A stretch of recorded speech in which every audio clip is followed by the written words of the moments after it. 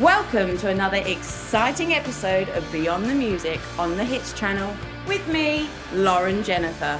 Today, we try to find out who is the mysterious man who has influenced some of the most prominent musicians of our generation. Who is Drew Mason? I mean, he was one of the major influences on my musical life. He's a really nice guy. And I said, what's he like? And he said, you fucking love him, he's great.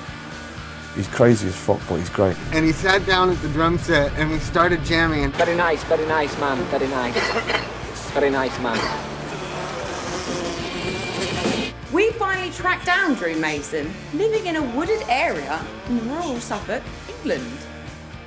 Excuse me, are you Drew Mason? Drew Mason? That's a name I haven't heard in quite some time. Drew, we'd like to talk to you about your time in music. Where did your journey begin? Well, I suppose it began in 1979, when my dear friend David Bowie reached out to me. Against my better advice, he'd stopped taking drugs and developed quite the writer's block. So I took him to New York to introduce him to another friend of mine, Nile Rodgers. Nile Rodgers from Chic? Yeah, that's the fella.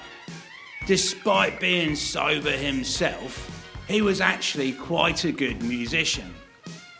So we're all in the studio and nothing was happening. So I said, everyone stop. I stood up and I said, let's dance. He would take the most odd idea and make it work for the masses. And then you went back to England? I woke up in this horrible little house in Villas Terrace in Liverpool. There was these two guys stood over me and they said they were in a band called Eric and the Bunnymen, something like that. Don't you mean Echo and the Bunnymen? Oh yeah, that's them. Bloody arrogant couple of scousers. We are pretty good, like all those critics, you know, a few of them have been to Cambridge. They invited me to their rehearsal studio the very next day. Despite their psychedelic sound, they weren't all that into drugs. I said, so what? You do it clean. You're not into all that jazz. You obviously lived in Manchester for a while. Yeah, I lived in Salford with a couple of speed freaks called Bez and Sean. One night, I came home and introduced them to magic beans. Magic beans? Ecstasy, my dear. It gives you the madness of acid and the energy of speed in one convenient pill. Oh, they were very grateful, but you should have seen them the next day. I just looked at him and said, happy Monday, boys. You know what I mean? He's on his own trip. So It's nothing new to him. we don't always agree with him, but you know what I mean? I invited my mate Tony Wilson to come and see their band at this crappy little talent show. Tony Wilson of Factory Records? Yes, my friend Ian Curtis introduced us a few years prior. He loved the Mondays and he signed them there and then, despite the fact they came last. You were photographed at the very first Stone Roses gig. How did that come about? Well, Pete Townsend invited me to his anti-heroin gig, and the Stone Roses were the support act. Ironically, I was on gear the whole night.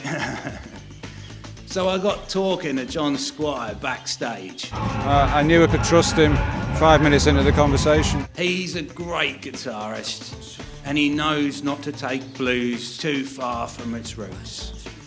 I hate to be a racist, but white people have done some dreadful things to the blues over the years. And how did you meet Kurt Cobain? I was in a Seattle studio with Jack Endino. They thought I was a journalist for some reason. They flew an English journalist into Seattle. He just came up, blew out 10 songs in 5 hours. So I was just jamming out some songs, and these kids turned up. I think they called themselves Fecal Matter. Ah, that was Nirvana's original name. I was explaining to Kurt, if a Buddhist monk took enough mushrooms, he would achieve nirvana far quicker than merely waiting around to die peacefully. The only problem is, you have to come back knowing what you've seen. I said to Jack Endino, these guys are gonna be huge. In 1990, he said, this band is going to be huge. What was the last thing you said to Kurt? I gave Kurt copies of the first 3 Meat Puppet albums and told him he needs to go to Brazil and show them this band for obvious reasons. And he said, if you go to Brazil, you have to say to everybody that this is a great band, and I agree with him. I love that kid. But you know the rule of 27. If you change the world that much, you get to go home early. Thank you for sharing your story, Drew Mason. See you all next week for another episode of Beyond the Music on the Hits channel.